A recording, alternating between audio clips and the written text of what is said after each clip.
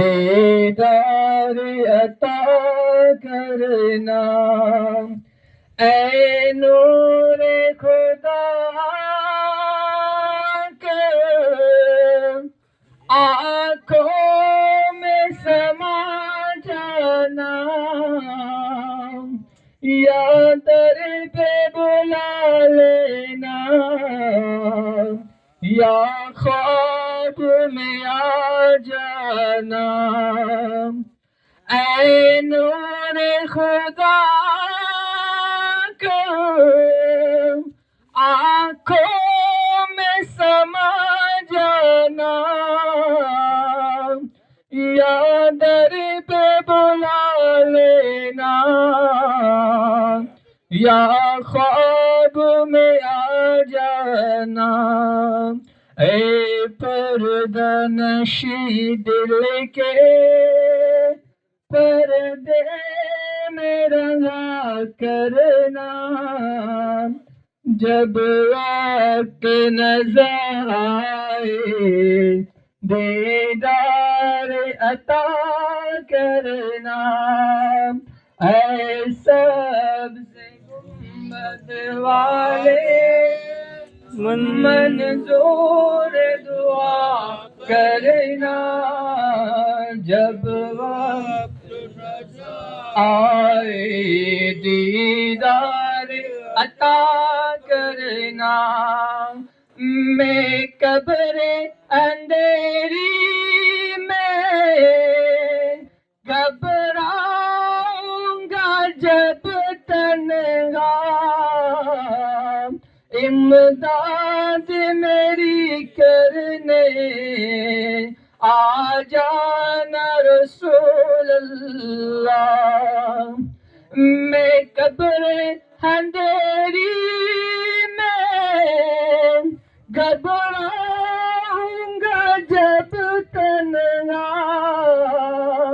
امداد میری کرنے آ جانا رسول اللہ، روشن میری تربت کو اے نور خدا کرنا، جب وقت نظر آئے دیدار عطا کرنا، اے سبز گنبد والے منظور دعا کرنا، جب وقت نظر آئے دیدار عطا کرنا، مجرموں جہاں بھر کا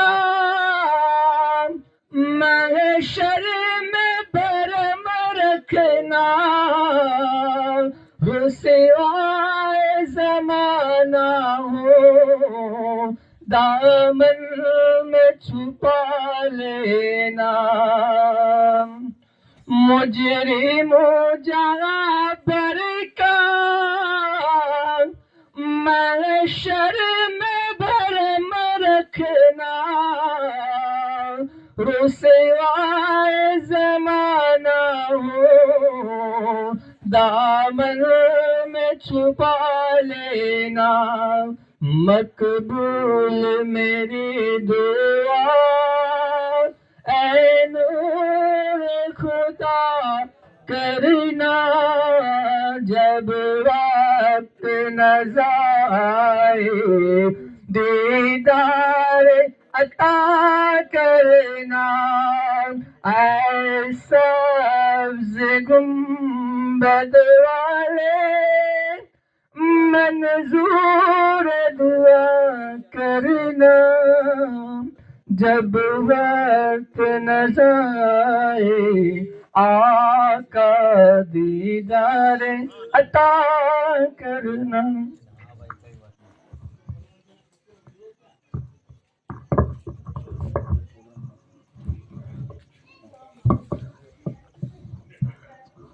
دوستو، خواجہ و رضا کے دیوانوں، دوستو، بزرگوں، عزیز ساتھیوں، السلام علیکم ورحمۃ اللہ وبرکاتہ۔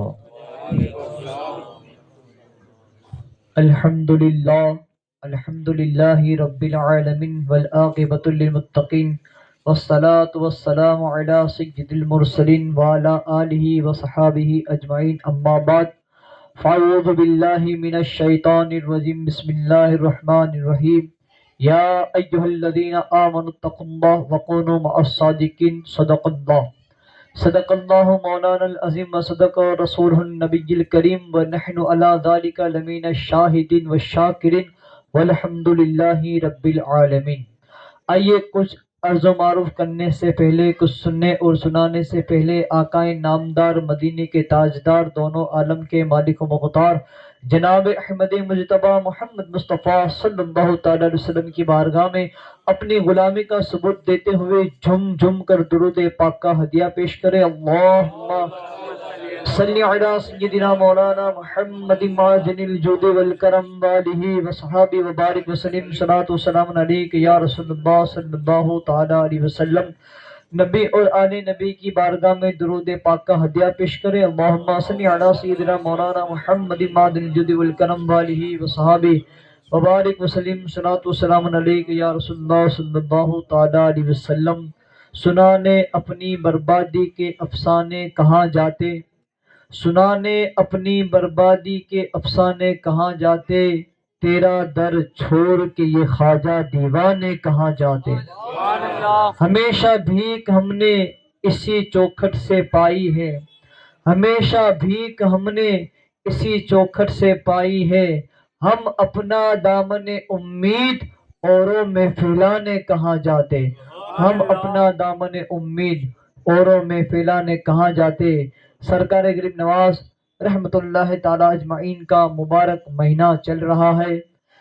آپ تقریباً ہجری 530 مقام سنجر کے اندر آپ کی ولادت ہوئی، اور سنجر کے بارے میں علماء کرام فرماتے ہیں کہ سنجر گاؤں جو تھا اس کا ہر گھر، اس گاؤں کے اندر جتنے بھی لوگ رہتے تھے، جتنے بھی گھر تھے، سارے کے سارے گھر والے، پورے گاؤں والے 5 وقت کی نماز تو پڑھتے ہی تھے، سارے کے سارے گاؤں والے تہجد کی نماز بھی پڑھا کرتے تھے۔ تو تہجد گزاروں کے سائے کے اندر سرکار غریب نواز رحمت اللہ تعالیٰ علیہ کی ولادت ہوتی ہے۔ آپ نے اپنے والد گرامی سے قرآن پڑھنا سیکھا۔ جب آپ قرآن پڑھتے تھے آپ نے باغ کے اندر، تو جنات بھی اسے سننے کے لیے آ جایا کرتے تھے۔ جب آپ کی عمر 15 سال کے قریب ہوئی، روایتوں کے اندر آتا ہے کہ ایک بزرگ آپ کے باغ کے اندر آتے ہیں جن کا نام حضرت ابراہیم قندوزی رحمت اللہ تعالی علیہ بتایا جاتا ہے۔ پھر وہ سوکھی روٹی کا ٹکڑا کھلاتے ہیں، پھر دل کی دنیا جو ہے بدلتی ہے۔ ماں سے کہتے ہیں ماں اب جو ہے میں پڑھنا چاہتا ہوں، نبی کے دین کا علم جو ہے وہ سیکھنا چاہتا ہوں۔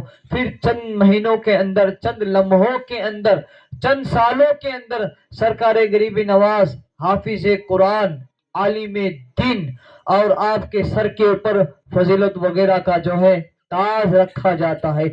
علم دین سیکھنے کے بعد پیر کی تلاش میں آپ ہارون آباد جو ہے جاتے ہیں۔ وہاں حضرت خواجہ عثمان ہارونی رحمت اللہ تعالیٰ علیہ کے ہاتھ پر آپ بیعت کرتے ہیں۔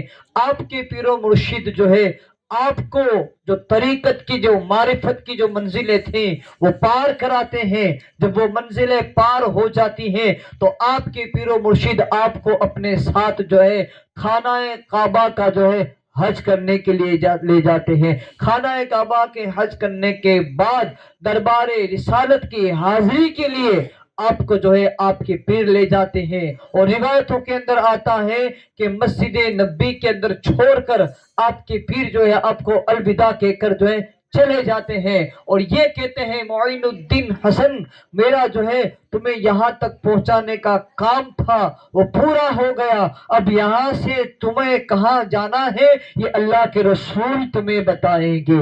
ایک دن سرکار غریب نواز مسجد نبی شریف کے اندر بیٹھے ہوئے تھے، جہاں کے رسول پاک صلی اللہ علیہ وسلم کا جہاں مزار پاک ہے وہاں کے خادم، وہاں کے مجاور اس مسجد کے اندر آتے ہیں اور اعلان کرتے ہیں کہ معین الدین کو جو ہے رسول پاک بلاتے ہیں۔ رسول پاک نے اس مجاور کو حکم دیا تھا کہ جاؤ مسجد کے اندر اور معین الدین نام کا جو بھی شخص ہو اسے بلا کر لے کر آؤ۔ جب وہ خادم رسول صلی اللہ تعالیٰ علیہ وسلم، روزہ رسول کا وہ مجاور، جب وہ مسجد نبی کے اندر آ کر اعلان کرتا ہے کہ کون معین الدین جو ہے اسے سرکار بلا رہے ہیں، تو اس وقت اس مسجد کے اندر کتنے لوگ تھے جن کا نام جو ہے معین الدین بتایا جا رہا تھا۔ کوئی کہہ رہا ہے کہ میرا نام معین الدین ہے، کوئی کہہ رہا ہے کہ میرا نام معین الدین ہے۔ جو مزاور تھے وہ کنفیوز ہو گئے کہ اس میں سے کس کو بلایا ہوگا۔ سارے لوگ جو ہے کھڑے ہو گئے دیدار کے لیے، سارے لوگ جو ہے جانے کے لیے تیار ہو گئے، لیکن سرکار غریب نواز جو ہے اپنے آپ کو یہ سمجھ رہے تھے کہاں حضور کا دربار، کہاں حضور کا مقام اور کہاں مجھ جیسا۔ تو آپ جو ہے بیٹھے رہے۔ خادم نے دیکھا، مجاور نے دیکھا کہ یہاں تو بہت سارے معین الدین ہیں، ان لوگوں سے کہا تم لوگ یہاں پر رکو، میں پوچھ کر آتا ہوں کہ کون سے معین الدین کو جو ہے حضور طلب فرما رہے ہیں، کون سے معین الدین کو جو ہے سرکار بلا رہے ہیں۔ مجاور آتے ہیں، حضور کی بارگاہ کے اندر عرض کرتے ہیں۔ یہ عقیدہ دیکھیے، یہ عقیدہ ہم سنیوں کا ہے کہ آج بھی رسول پاک اپنے مزار کے اندر زندہ ہے اور حیات ہے۔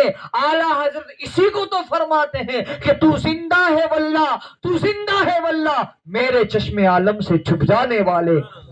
مجاور آتا ہے رسول پاک کی بارگاہ کے اندر، حضور اس مسجد کے صحن کے اندر، اس مسجد کے اندر تو بہت سے معین الدین بیٹھے ہوئے ہیں، آپ کس کو بلا رہے ہیں؟ رسول پاک نے فرمایا میں معین الدین حسن سنجری کو بلا رہا ہوں۔ پھر سرکار غریب نواز جو ہے اس خادم کے بلانے کے اوپر حضور کی پاس آتے ہیں، حضور کی بارگاہ کے اندر آتے ہیں، مزار پاک سے رسول پاک جو ہے سرکار غریب نواز کو اپنے سینے سے لگاتے ہیں اور سینے سے لگا کر جو کچھ عطا کرنا تھا عطا رسول کو جو ہے رسول پاک نے جو ہے عطا کر دیا ہوتا ہے۔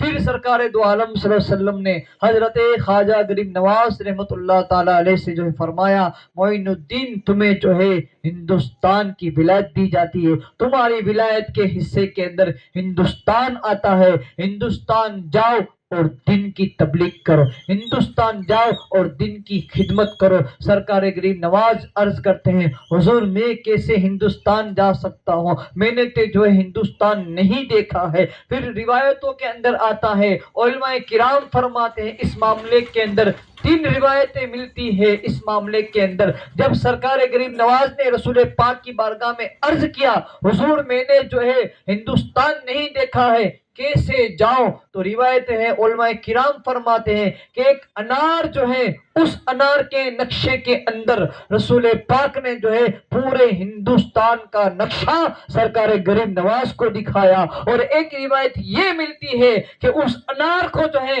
سرکار غریب نواز نے کھایا تو کھاتے ہی آنکھیں بند کر کر ہندوستان کا کونا کونا آپ کے ذہن کے اندر آ جاتا ہے۔ اور ایک بڑی پیاری اور خوبصورت روایت علماء کرام فرماتے ہیں کہ جب سرکار غریب نواز نے یہ عرض کیا حضور میں نے ہندوستان نہیں دیکھا ہے، تو رسول پاک نے اس وقت اپنے مبارک اور برکت والے ہاتھ کی ہتھیلی کے اندر سرکار غریب نواز کو ہندوستان کا نقشہ بتایا تھا۔ نعرہ تکبیر، نعرہ رسالت، مسلک اعلی حضرت، نعرہ حیدری، نعرہ حیدری، نعرہ تکبیر، نعرہ رسالت۔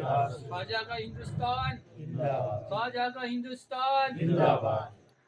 سرکار غریب نواز پیغام رسول صلی اللہ تعالی وسلم لے کر بغداد سے پھر ملتان، پھر لاہور اور پھر ہندوستان کے اندر جو ہے وہ تشریف لائے۔ اور ایسے ہی نہیں یہ سفر رہا تھا، بڑی مصیبتوں والا سفر، بڑی تکلیف دینے والا سفر، یہاں تک کہ اجمیر کا جو راجہ تھا پتھوی راج چوہان، اس کی جو ماں تھی، وہ جو ماں تھی جس کو راج ماتا کہا جاتا ہے، اسے نجومیوں کا علم تھا، کہانت کا جو علم ہوتا ہے اسے وہ تھا، پرانے زمانے کی تھی وہ، اور اسے وہ علم تھا، اس نے کہیں سے وہ سیکھا تھا۔ یہ سیکھ کر اس نے جان لیا تھا کہ ایک درویش ہندوستان کی سرزمین پر آئے گا، اور اس درویش کے آنے سے ہماری حکومت کو جو ہے نقصان ہوگا۔ پھر انہوں نے، اس راج ماتا نے، اس وقت اجمیر کے اندر جو بڑا جادوگر تھا، بڑا جادوگر جو مانا جاتا تھا، جس کا نام رام پرکاش بتایا جا رہا ہے، اس کو بلایا۔ وہ آیا، اس نے پانی کا بڑا سا برتن منگایا، اور اس کے اندر جو منتر جنتر پڑھنا تھا اس نے وہ پڑھا راج ماتا کے کہنے کے اوپر کہ ابھی فی الحال اس وقت وہ بزرگ کہاں ہیں، ہم ان کو دیکھنا چاہتے ہیں، تو منتر جنتر کے ذریعے پانی کے اندر تو ہمیں ان کا چہرہ دکھا دے۔ روایتوں کے اندر آتا ہے کہ اس نے منتر پڑھنا شروع کیے، جو بھی اس کے جنتر منتر تھے اس نے پڑھا، تو سرکار غریب نواز کا عکس اس پانی کے اندر ظاہر ہوا، اور جیسے ہی ظاہر ہوا تو اس راجا نے مصوروں کو بلا کر، جو تصویر بنانے والے ہوتے تھے، پہلے آپ کو پتا ہوگا کہ تصویر جو ہے اسے بناتے تھے، چہرہ دیکھ کر جو ہے وہ عکس اس کا بنا لیتے تھے، تو ان لوگوں نے ان کی تصویریں بھی بنائی، جگہ جگہ سب جگہ پوسٹر بھی لگوا دیے، سب کو بھیج بھی دیے۔ سارے جو راجا کے سپاہی تھے، جو چوکیاں تھیں، سارے ہندوستان کی سرحدوں کے اوپر جہاں جہاں بھی چوکیاں تھیں، وہاں پر جو ہے وہ پوسٹر بھیجوا دیے گئے کہ اس شکل والا شخص اگر دکھائی دے اسے فوراً جو ہے قتل کر دیا جائے۔ اور رام پرکاش کو یہ کہا گیا، حکم دیا گیا کہ تو لاہور میں جا، اب تو ملتان میں جا، ابھی وہ ملتان میں ہے، تو وہاں جا کر جو ہے اسے ان کو قتل کر دے تو تجھے بڑا انعام دیا جائے گا۔ اب یہ جھوٹ مٹ کا مسلمان بن کر اجمیر سے ملتان شہر کے اندر آتا ہے، مسلمانوں کے اندر بستا ہے، نمازیں وغیرہ بھی پڑھتا ہے، لیکن اسے موقع نہیں ملتا کیونکہ بھیڑ لگی ہوئی رہتی تھی۔ سرکار غریب نواز کا چہرہ ہی ایسا تھا کہ جو بھی دیکھتا بے ساختہ پکار اٹھتا کہ تیری نسل پاک میں ہے بچہ بچہ نور کا، تو ہے اہل نور تیرا سب گھرانہ نور کا۔ تو اس نورانی چہرے والے کو دیکھنے کے لیے بھیڑ ہی لگی رہتی تھی، کبھی کوئی خادم رہتے تھے تو کبھی کوئی گاؤں والے رہتے تھے۔ ایک دن اس رام پرکاش نام کے شخص کو جو ہے موقع مل جاتا ہے، رات کے وقت سرکار غریب نواز اکیلے تھے، تنہا تھے، آتا ہے، جیسے ہی سرکار غریب نواز کے اس نے پیر دبائے تو سرکار غریب نواز نے اس سے فرمایا، وہ یہ جانتا ہے، وہ یہ سوچتا تھا کہ میں تو مسلمان ہوں، جھوٹ مٹ کا، ٹوپی میں نے پہن لی ہے، داڑھی رکھ لی ہے، مجھے لوگ مسلمان سمجھتے ہیں، حالانکہ وہ مسلمان نہیں تھا، مجھے کوئی پہچان نہیں سکے گا، مجھے کوئی پکڑ نہیں سکے گا۔ لیکن جیسے ہی سرکار غریب نواز کے قدموں میں جاتا ہے، انہیں مارنے کے لیے خنجر لے کر جب وہ جاتا ہے، سرکار غریب نواز نے اسے دیکھ کر فرمایا، رام پرکاش تم آ گئے، اتنے دنوں سے کہاں تھے؟ تمہیں یہاں آئے ہوئے ایک ہفتہ ہو چکا ہے اور تم نے آج میری ملاقات کی ہے۔ جب رام پرکاش نے یہ دیکھا کہ یہ تو میرا نام بھی جانتے ہیں، یہ تو میرا کام بھی جانتے ہیں، اتنا حسین چہرے والا، اتنا خوبصورت چہرے والا جو ہے جھوٹا نہیں ہو سکتا۔ رام پرکاش نے اسی وقت جو ہے سرکار غریب نواز کے قدموں میں خنجر بھی رکھا اور کلمہ پڑھ کر مسلمان ہوئے، اور پھر سرکار غریب نواز نے ان کا نام ضیاء الرحمان رکھا تھا۔ پھر یہی ضیاء الرحمان سرکار غریب نواز کو لے کر ہندوستان میں آتے ہیں، اور ساری راجا نے پوسٹر وغیرہ تو لگا دیے تھے۔ ضیاء الرحمان عرض کرتے ہیں، حضور ہم نہیں جا سکیں گے کیونکہ راجا نے سرحدوں کے اوپر اپنے سپاہی بٹھا دیے اور دیکھتے ہی جو ہے قتل کرنے کا حکم ہے۔ سرکار غریب نواز نے کہا یہ ہمیں نہیں دیکھ سکتے ہیں۔ روایتوں کے اندر آتا ہے کہ آپ نے آیت الکرسی پڑھ کر جس طرح سے رسول پاک نے ہجرت کی تھی اور آیت الکرسی وغیرہ پڑھ کر کافروں پر اڑا دی تھی، وہ دیکھ نہیں سکتے تھے، اس طرح سے آپ نے بھی جو ہے رسول پاک کی سنت کو ادا کیا۔ آپ ہندوستان کی سرزمین میں آتے ہیں، کوئی بھی سپاہی آپ کو دیکھ نہیں پاتا۔ ہندوستان کے اندر بھی آپ سب سے پہلے دہلی کے اندر آئے، راجا کو یہ بات پتا چلی کہ ہندوستان کے اندر آپ تشریف لا چکے ہیں، تو جہاں جہاں سرحدوں کے اوپر جو سپاہی تھے جو موجود تھے، ان سارے سپاہیوں کو جو ہے راجا نے قتل کروا دیا کہ تمہارے ہوتے ہوئے یہ دہلی کی سرزمین پر کیسے پہنچ گئے۔ دہلی سے اجمیر پہنچتے پہنچتے سرکار غریب نواز نے 7,000 لوگوں کو جو داخل اسلام کر لیا تھا۔ یہ سرکار غریب نواز رحمت اللہ تعالیٰ علیہ کی شان ہے۔ اور روایتوں کے اندر آتا ہے کہ ہندوستان کے اندر جب اب آئے تو آپ ایک درخت کے سائے کے نیچے بیٹھے ہوئے تھے کہ اچانک راجا کے سپاہی جو ہے اونٹوں کو لے کر آتے ہیں اور آپ سے کہتے ہیں کہ آپ جو ہے اس جگہ سے ہٹ جائیے، یہاں ہمارے راجا کے جو ہے اونٹ بیٹھا کرتے ہیں، یہاں ہمارے راجا کے اونٹ بیٹھتے ہیں، آپ کسی اور جگہ چلے جائیے۔ سرکار غریب نواز نے ان سے فرمایا کہ اتنا بڑا میدان ہے، اونٹ تو جو ہے کہیں بھی بیٹھ سکتے ہیں، آپ دوسری جگہ پر جو ہے راجا کے اونٹوں کو جو ہے بٹھا دو۔ لیکن سپاہی نہیں مانے، ضد کرنے لگے، کہا نہیں، اسی جگہ پر راجا کے اونٹ ہمیشہ بیٹھتے ہیں، آج بھی اسی جگہ جو ہے راجا کے اونٹ ہی بیٹھیں گے۔ سرکار غریب نواز نے ان سے فرمایا اچھا تو ٹھیک ہے، اب اس جگہ پر جو ہے راجا کے اونٹ ہی بیٹھیں گے۔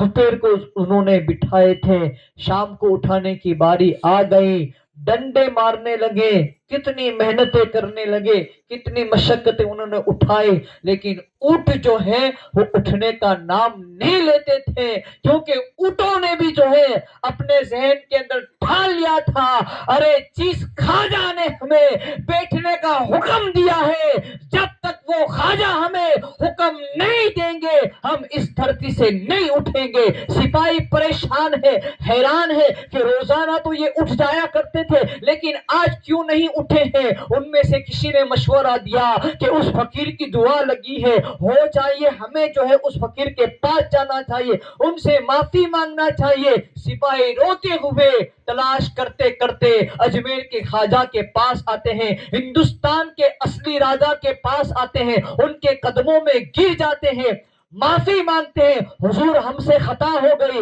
حضور ہم سے بھول ہو گئی، معاف کر دیجئے اور دعا کر دیجئے، اپنی زبان سے الفاظ نکال دیجئے تاکہ اونٹ جو ہے وہ کھڑے ہو جائے۔ سرکار غریب نواز نے فرمایا جاؤ، اونٹ اٹھ چکے ہوں گے۔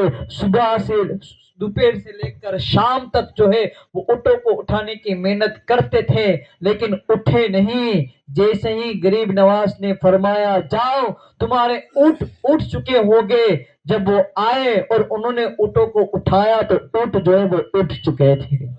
یہ میرے سرکار غریب نواز رحمت اللہ تعالی اجمعین کی یہ شان ہے کہ آپ نے ہندوستان کے اندر جب آپ آئے تو آپ ہندوستان کے اندر گولہ بارود لے کر نہیں آئے تھے، آپ ہندوستان کے اندر جب آئے تو بندوقیں وغیرہ تلوار وغیرہ لے کر نہیں آئے تھے، بلکہ روایتوں میں آتا ہے کہ ایک تسبیح تھی، ایک مسلح تھا اور ایک ڈنڈا تھا۔ یہ بزرگ، یہ فقیر اس حالت کے اندر آئے اور آ کر انہوں نے ہندوستان کے اندر نبی کے دین کا ایسا کام کیا کہ آج کونے کونے کے اندر یا رسول اللہ کی آوازیں آ رہی ہے۔ سرکار غریب نواز رحمت اللہ تعالیٰ اجمعین کے اوپر اجمیر کے اندر جو ظلم ہوا ہے وہ ظلم جو ہے بیان کرنے سے باہر ہے۔ آپ کے اوپر جو ہے پانی کو بند کر دیا گیا تھا، راجا نے جو ہے انا ساگر کے اوپر جو ہے سپاہیوں کو لگا دیا تھا، کہا ایک بوند بھی جو ہے اس بابا کو مت دینا۔ اجمیر سے نکالنے کی کوشش کے اندر اس نے پانی بند کر دیا، مرید آیا، پانی لینے کے لیے آیا، سپاہیوں نے منع فرما دیا۔ سرکار غریب نواز کے ایک مرید کو سرکار غریب نواز فرماتے ہیں تو جا انا ساگر کے اوپر اور کچھ بھی مت کہنا، سپاہیوں سے کچھ بھی مت کہنا، سپاہیوں کو کچھ بھی مت بولنا، بس انا ساگر کے قریب جا اور انا ساگر کو حکم دینا، اے انا ساگر چل، تجھے اجمیر کے خواجہ نے بلایا ہے۔ وہ خادم لوٹا لے کر جب انا ساگر کے کنارے پر آتے ہیں اور اس انا ساگر کو حکم دیتے ہیں، اے انا ساگر چل، تجھے میرے خواجہ نے بلایا ہے، علماء کرام فرماتے ہیں دیکھتے ہی دیکھتے پورے انا ساگر کا پانی غریب نواز کے مرید کے اس لوٹے کے اندر آ جاتا ہے۔ سبحان اللہ، یہ تیری زمین یہ تیرا آسمان ہے خواجہ، یہ تیری زمین یہ تیرا آسمان ہے خواجہ، اسی لیے تو بھارت مہان ہے خواجہ، اور انا ساگر ایک بوند کے مانند ہے، تیرے کاسے میں پورا ہندوستان ہے خواجہ۔ سبحان اللہ۔ نعرے تکبیر، اللہ اکبر، نعرے رسالت، یا رسول اللہ، نعرہ حیدری، یا علی، خواجہ کا ہندوستان زندہ باد، خواجہ کا ہندوستان زندہ باد۔ اور روایتوں کے اندر آتا ہے، یہاں تک بتایا گیا کہ اس وقت جب اس مرید نے یہ کہا نے کہ اے انا ساگر چل، تجھے خواجہ نے بلایا ہے، تو روایتوں کے اندر آتا ہے کہ اس وقت اجمیر کے ہر گھر کے برتن کے اندر جو پانی تھا وہ بھی اس کاسے کے اندر آ چکا تھا۔ پھر جب ان لوگوں نے معافی مانگی، پھر سرکار غریب نواز نے مرید سے کہا کہ جاؤ جو ہے اس کو جو ہے اس لوٹے کا پانی جو ہے واپس انا ساگر کے اندر الٹ دو، اور ایسا اونڈلا کہ آج بھی انا ساگر روا اور جاری ہے۔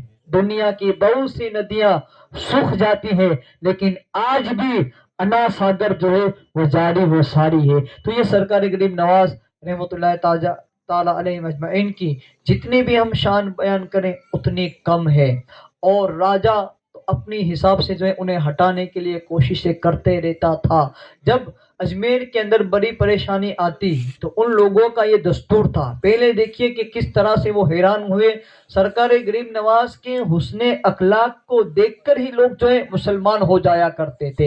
ایک دن ایک پنڈت کی بیٹی جو ہے اپنے باپ سے کہتی ہے، ابا جان آپ روز جو ہے ہمارے پرماتما یعنی ہم جس کی پوجا کرتے ہیں اس کو دودھ پلانے کے لیے آپ جاتے ہیں، آج آپ مت جائیے گا بلکہ میں جاؤں گی، میں اسے جو ہے دودھ پلانے کے لیے جاؤں گی۔ اب بیٹی تھی، ایک ہی بیٹی تھی، باپ نے اس کی ضد پوری کرنے کے لیے کہا اچھا ٹھیک ہے، آج تو ہی جو ہے ہمارے پرمیشور کو یا ہم جس کی پوجا کرتے ہیں اس کو دودھ پلانے کے لیے جو ہے تو ہی جانا۔ اب لڑکی جب اس پرتی کے پاس آئے جس کی وہ پوجا کرتی تھی، گھر سے دور تھی، وہ آئے، اب اسے پتا نہیں تھا کہ دودھ کو پلایا جاتا ہے یا چڑھایا جاتا ہے، تو اس نے اپنے اس بھگوان سے اس مورتی سے کہا کہ دودھ پی لو، لیکن اس نے پیا نہیں۔ یہ فرسٹ ٹائم جو ہے مورتی کے سامنے دودھ لے کر آئی تھی، یہ پہلی مرتبہ جو ہے مورتی کے سامنے جو ہے دودھ لے کر آئی تھی اور مورتی کو حکم دے رہی ہے کہ دودھ پی لے، لیکن وہ دودھ نہیں پی رہا تھا کیونکہ وہ بچی تھی، اسے پتا نہیں ہے کہ دودھ کو پلایا جاتا ہے ہمارے رواج کے اندر، ہمارے سماج کے اندر کہ دودھ کو چڑھایا جاتا ہے۔ اس کا باپ آتا تھا روزانہ چڑھا کر جو ہے وہ چلے جاتا تھا، تو وہ لڑکی کہتی ہے کہ روزانہ تو میرے بابا تجھے دودھ پلا کر جاتے ہیں لیکن آج تو کیوں نہیں پی رہا ہے؟ شاید مجھ سے کوئی غلطی ہو گئی ہے، شاید تو مجھ سے اے میرے پرمیشور تو مجھ سے ناراض ہے۔ لڑکی نے کہا جب تک تم دودھ نہیں پیو گے میں اپنی پیشانی تمہارے قدموں میں جو ہے بھٹکا بھٹکا کر جو ہے اپنی جان دے دوں گی۔ اور وہ لڑکی پھر اس مورتی کے قدموں کے اندر اپنے ماتھے کو جو ہے پٹکانے لگی یہاں تک کہ اس کی پوری پیشانی لہولہان ہو گئی، اور اتنے میں ادھر سے اجمیر کے خواجہ کا گزر ہوتا ہے۔ لڑکی کو دیکھا کہ مورتی کے آگے اپنے سر کو جو ہے پٹکا رہی ہے، سرکار غریب نواز نے اس کی پیشانی کے نیچے اپنے ہاتھ کو رکھا، ہاتھ جب دیکھا لڑکی نے چہرہ اونچا کر کے دیکھا تو کوئی خوبصورت چہرے والا بزرگ میرے سامنے کھڑا ہے، کوئی مسلمان جو ہے میرے سامنے کھڑا ہے۔ لڑکی نے کہا آپ کون ہیں؟ آپ یہاں سے چلے جائیے، میرا یہ پرمیشور، میرا یہ پالنے والا، ہم جس کی پوجا کرتے ہیں یہ مجھ سے ناراض ہو گیا ہے، میں اسے راضی کرنے کے لیے جو ہے اپنا سینہ بھٹکا رہی ہوں، اپنا سر بھٹکا رہی ہوں۔ سرکار غریب نواز نے کیا آخر تو ایسا کیوں کر رہی ہے؟ کہا میں اسے دودھ پلانے کے لیے آئی ہوں، یہ دیکھو پیالہ ادھر موجود ہے لیکن یہ دودھ نہیں پی رہا ہے۔ سرکار غریب نواز نے کہا میں پلانے کی کوشش کرتا ہوں۔ سرکار غریب نواز نے اس مورتی سے کہا کہ دودھ پی لے۔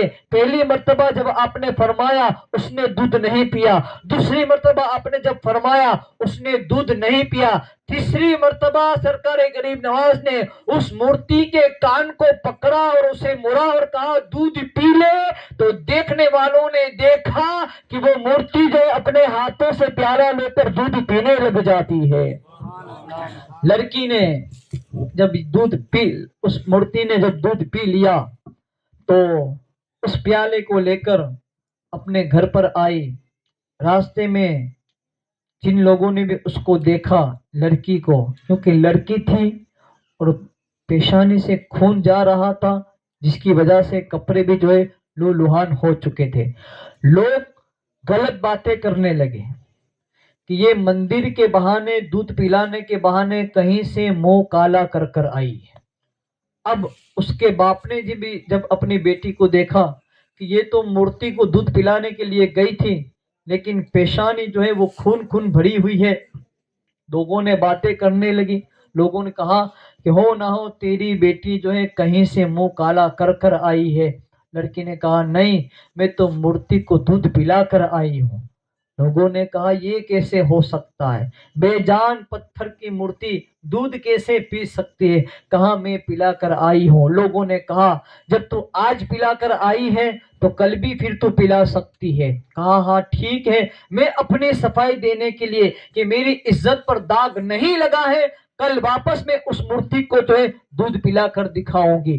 اب اس لڑکی کا باپ جو پنڈت تھا، وہ آس پاس میں رہنے والے جتنے بھی لوگ تھے سارے لوگ مل کر جو ہے اس مورتی کے قریب آتے ہیں۔ لڑکی کے ہاتھ میں دودھ کا پیالہ ہے، لڑکی اس کے پیر کے پاس رکھ کر اس سے کہتی ہے کہ دودھ کو پی لے۔ مورتی کو حکم دیتی ہے دودھ کو پی لے، لیکن وہ دودھ نہیں پیتی ہے۔ پھر لوگ باتیں کرنے لگے کہ یہ ہمارا وقت ضائع کر رہی ہے، ارے کبھی مورتی بھی کبھی دودھ پیتی ہے۔ جو لڑکی نے دیکھا کہ اب یہ لوگ باتیں کر رہے ہیں، چپ نہیں ہو رہے ہیں، میری عزت کے اوپر داغ لگا رہے ہیں، مجھے بدنام کرنے کی کوشش کر رہے ہیں، مجھے ذلیل کرنے کی کوشش کر رہے ہیں، تو لڑکی نے جلال کے اندر فرمایا اے مورتی دودھ پیتی ہے کہ نہیں، یا پھر کل والے بابا کو بلا کر پلایا جائے۔ جب لڑکی نے کل والے بابا کا نام لیا، دیکھنے والوں نے اپنے ماتھے کی آنکھوں سے دیکھا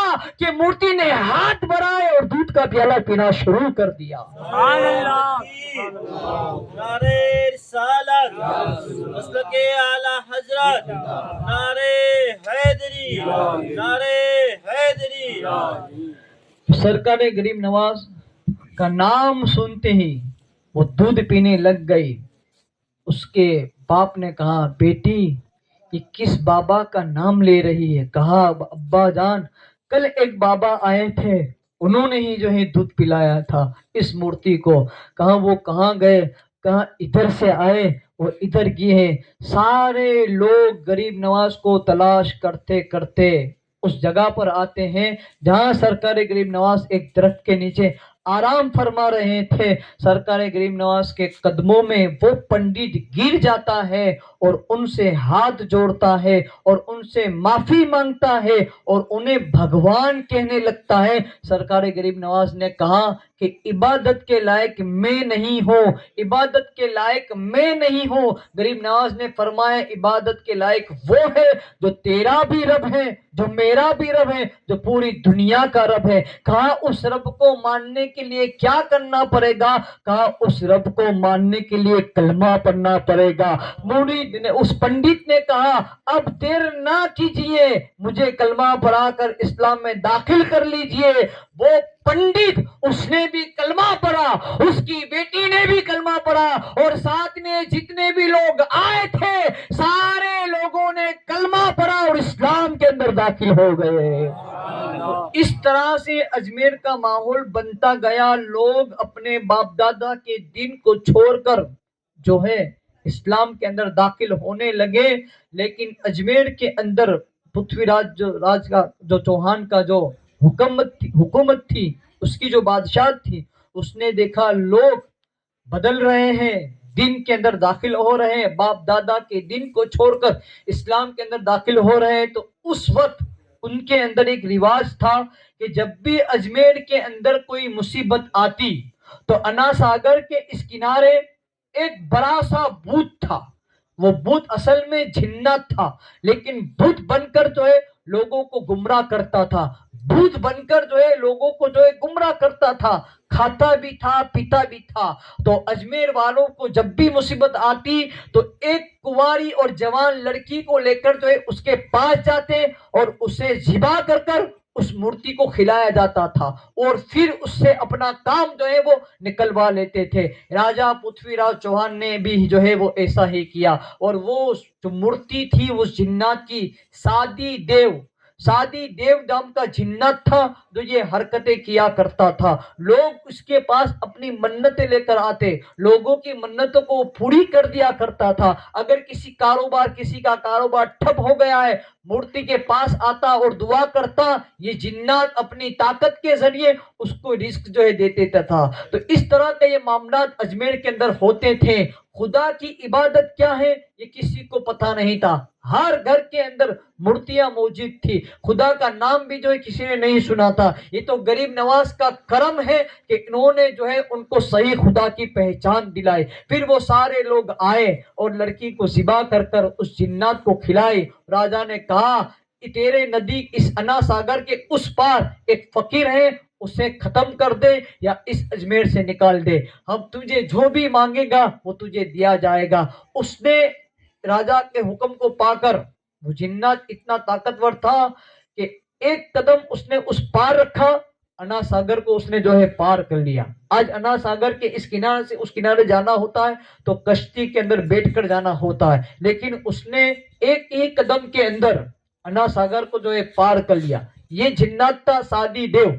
सरकार गरीब नवाज के पास आया, कहा मोइनुद्दीन अजमेर को छोड़कर चले जाओ, अगर तुम अजमेर को छोड़कर नहीं जाओगे तो मैं तुम्हारी जो है जान ले लूंगा, तुम्हें मार दूंगा। उसने कहा, सरकार गरीब नवाज ने उससे फरमाया, अगर हकीकत में आज अगर मेरी मौत का दिन है तो चोटी के काटने से भी जो है मेरी मौत हो जाएगी, और अगर मेरी मौत का दिन नहीं है तो जो है मुझे तेरे जैसा इंसान, तेरे जैसा जिन्नात भी जो है मेरा कुछ नहीं हो उखाड़ सकता, बल्कि जो कुछ भी होता है ये अल्लाह की मर्जी से होता है। अल्लाह की मर्जी के बगैर दरख्त का एक पत्ता भी नहीं हिल सकता। जो कुछ भी होता है मेरे परवरदिगार की मर्जी से होता है। और मैं तुझे ए सादी देव, ए जिन्नात, मैं तुझे इस्लाम की दावत देता हूँ, तू भी इस्लाम को कबूल कर ले, तू भी दीन इस्लाम के अंदर दाखिल हो जा। सादी देव ने कहा, आखिर इससे मुझे फायदा क्या होगा? उसके दिल का एक राज था, उसके दिल का एक भेद था जो कोई नहीं जानता था, लेकिन उस राज को भी मेरे सरकार गरीब नवाज जानते थे। सरकार गरीब नवाज ने कहा, तेरे दिल का एक राज है, अगर तू कलमा पढ़ेगा तो तेरे दिल की वो मुराद पूरी हो जाएगी। कहा, तुम्हें कैसे पता चला कि मेरे दिल के अंदर एक राज है? अगर तुम जब इतना कह सकते हो तो जरा ये भी बता दो कि वो राज क्या है। सरकार गरीब नवाज फरमाते हैं कि पूरे दिन के अंदर तो तू अजमेर वालों की जो है सेवा करता है, पूरे दिन के अंदर अजमेर वालों की फरियाद सुनता है, रोते हुए की फरियाद को सुनकर उनकी तमन्ना को पूरी करता है, लेकिन रात के वक्त जंगल के अंदर बुत खाने के अंदर जाकर एक खूबसूरत मूर्ति के पास जाकर, एक खूबसूरत मूर्ति के पास जाकर जिससे तुझे प्यार हो गया है, जिससे तुझसे मोहब्बत हो गई है, उसका हाथ पकड़ पकड़ कर तू उससे कहता है कि तू मुझसे प्यार क्यों नहीं करती है, तू मुझसे बात क्यों नहीं करती है, तू इस्लाम कबूल कर, वो मूर्ति तुझसे बात करेगी। वो शादी देव के दिल के अंदर वो राज था, मेरे ख्वाजा ने वो राज बताया। शादी देव ने कहा मैं कलमा पढ़ता हूँ लेकिन क्या वो मुझसे बात करेगी? सरकार गरीब नवाज ने फरमाया तू कलमा पर बात कराना मेरा काम है। शादी देव, अभी तक शादी देव था लेकिन जैसे ही वो शादी से उन्होंने कलमा पढ़ा अब वो शाद हो गए, खुश रहने वाला हो गए, खुश रहने वाले हो गए। लोगों को खुश करा करता था लेकिन रात को खुद रोया करता था। कलमा पढ़ा, मुसलमान हुआ। सरकार गरीब नवाज से फरमाया चलिए मेरे साथ और उससे मेरी बात कराइए। सरकार गरीब नवाज ने कहा मैं तेरे साथ नहीं आऊंगा, तू जा और उसे कह कि चल तुझे मेरे ख्वाजा ने बुलाया है। अब शादी देव उस बुत खाने के अंदर आता है और उसके अंदर जो मूर्ति रखी हुई होती है जिसे वो प्यार करता था उस मूर्ति का हाथ पकड़ता है और उससे कहता है चल तुझे मेरे गरीब नवाज ने बुलाया है। इतना कहना था कि वो मूर्ति सचमुच की लड़की बनकर चलने और फिरने लग जाती है।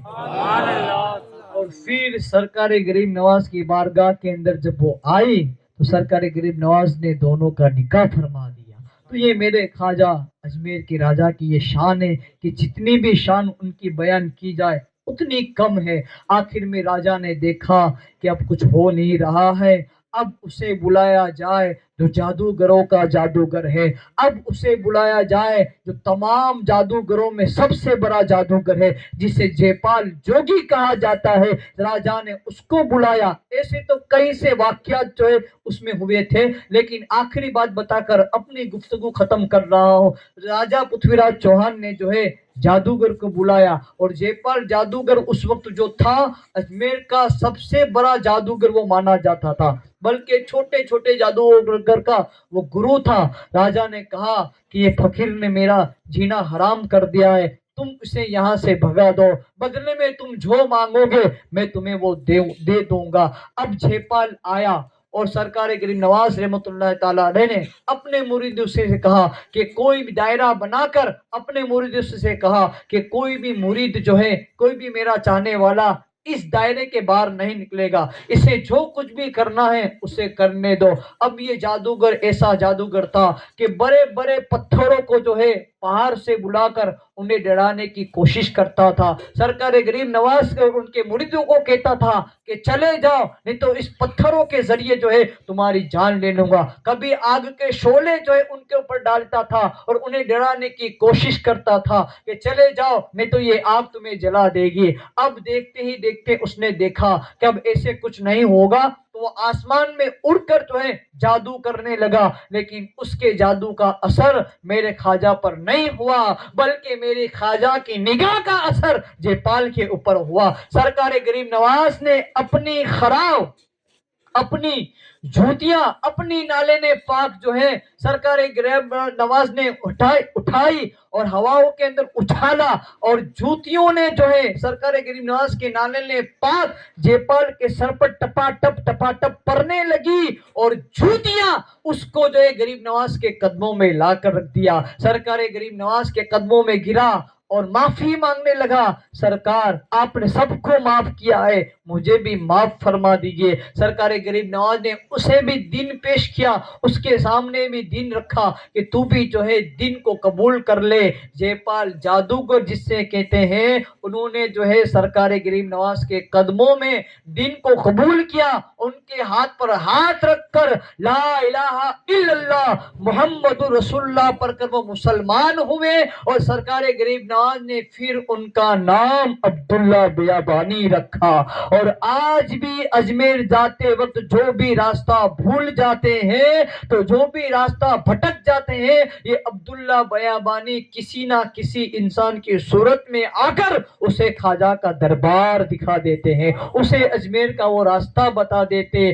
آخر میں یہی کہوں گا کہ غریب نواز جب تک اس دنیا کے اندر ظاہری طور پر حیات تھے, آج بھی اپنے مزار کے اندر حیات ہے, کبھی بھی کسی کو روتا ہوا نہیں دیکھتے تھے. جو بھی روتا جاتا ان کے دربار کے اندر مسکرا کر آتا. یہاں تک میں نے تو یہ سنا ہے, آخری اور بات بتا دو, کہ برسوں سے ایک اندھا غریب نواز کے مزار کے اوپر بیٹھا تھا.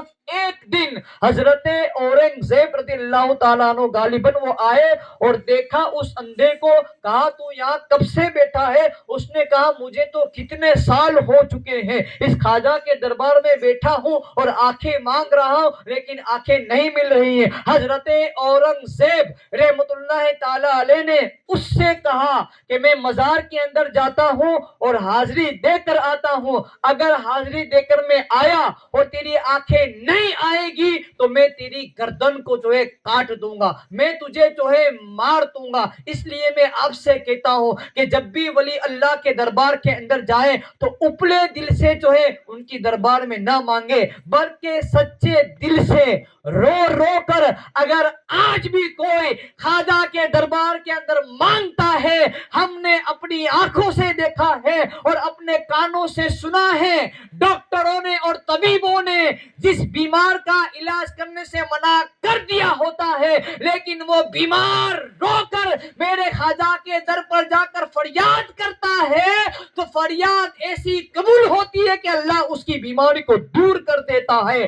ڈاکٹروں نے کہہ دیا ہوتا ہے 12 سال ہو چکے ہو یا 20 سال ہو چکے ہو یا 30 سال ہو چکے ہو, ڈاکٹروں نے کہہ دیا ہے تمہیں اولاد نہیں ہوگی, لیکن اگر بے اولاد سچے دل سے خواجہ کے مزار پر حاضری دیتا ہے, رو رو کر دعا کرتا ہے, 30 سال کے بعد 12 سال کے بعد بھی ہم نے اس بے اولاد کی گود کے اندر اولاد کو کھیلتے اور ہنستے ہوئے دیکھا ہے. سبحان اللہ. تکبیر, نعرہ رسالت, خواجہ کا ہندوستان, خواجہ کا ہندوستان, نعرہ حیدری.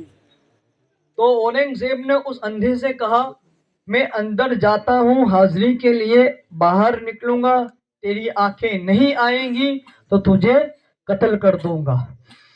اب وہ کتنے سالوں سے وہاں دعا کرتا تھا, لیکن اب جان پر آئی.